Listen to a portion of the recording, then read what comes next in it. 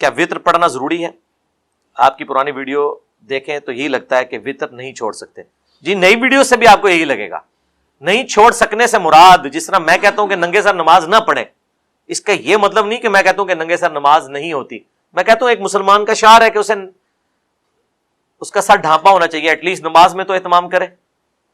شرعی مسئلہ الگ سے ہے, ترغیب دلانا الگ سے ہے. ترغیب تو ہم دلاتے ہیں, لیکن مجھے بتائیں ہمارے علاوہ آج تک پلانٹ ارتھ پہ کسی اہل حدیث نے بھی یہ جرت کی ہے؟ بریلویوں نے تو سوچنا بھی نہیں کہ خالی فرض کی 17 رکھتے پڑھ لو کافی ہیں.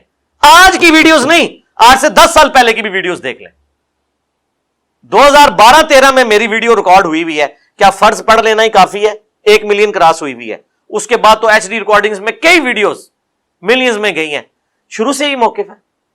ہاں میں ترغیب کے طور پہ کہتا ہوں کہ وطر اور فجر کی 2 سنتیں یہ تاکیدی ہے, نبی علیہ السلام کی پسندیدہ ہیں. That's all.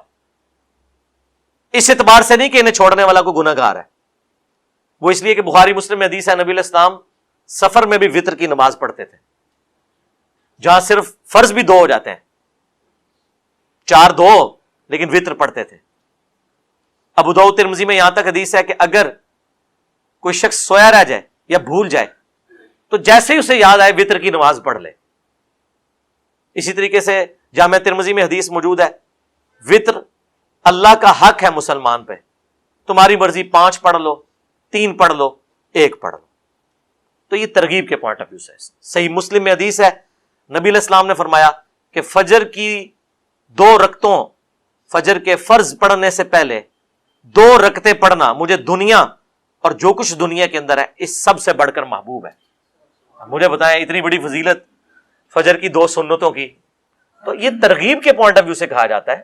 اس لیے نہیں کہا جاتا کہ یہ نمازوں کا حصہ ہے. نمازیں وہی 5 ہیں اور 17 ہی رکھتے ہیں جو فرض ہیں, باقی یہ نفلی عبادتیں ہیں لیکن ان میں تاکید ہے.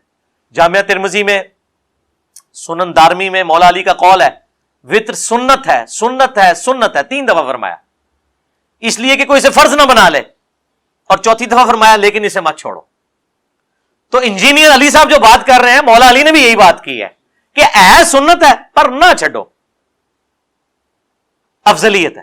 پھر بھی آپ چھوڑنا چاہتے ہیں, فتویٰ کوئی نہیں لگے گا, نہ پہلے لگا نہ اب لگا. میں ایک وطر کو پسند نہیں کرتا لیکن کوئی پڑھے اسے ٹوکتا نہیں ہوں. میں 3 پڑھتا ہوں کیونکہ قاسم بن محمد بن ابی بکر, حضرت ابو بکر کے پوتے کی حدیث ہے صحیح بخاری میں کہ میں نے صحابہ کرام کو 3 وطر پہ پایا ہے, البتہ ایک میں حرج نہیں. عمومی سنت نبی علیہ السلام کی رمضان غیر رمضان کم از کم 3 وطر ہے. وہ جو 2 جمع 2 جمع 2 اینڈ پہ 1, وہ 1 اس کو ملا کے پورا بنتا تھا. اس اعتبار سے نبی علیہ السلام کبھی 3, کبھی 5, کبھی 7, کبھی 9, 11, 13 تک وطر بھی ثابت ہے. آخر میں 1 رکعت ملا کے سب کو وطر کیا جاتا تھا, صرف 1 نہیں پڑھی جاتی تھی. لیکن اگر کوئی صرف 1 بھی پڑھ لے تو میں نے بتایا کہ فاتح ایران قادسیہ جیتنے والے سعد ابن ابی وقاص کے بارے میں الموطا امام مالک میں موجود ہے کہ وہ عشاء کی 5 رکعتیں پڑھتے تھے, 4 فرض اور 1 وطر. دیکھو وطر ہونا بھی نہیں چھڈے, بالکل ہی گئے گزرے ہو 1 ہی پڑھ لو, ٹھیک ہے. اسی 1 نہیں پڑھتے کیونکہ او پڑھتے سن, اسی 3 پڑھتے ہیں. او پتہ ہے تمہیں کون نے,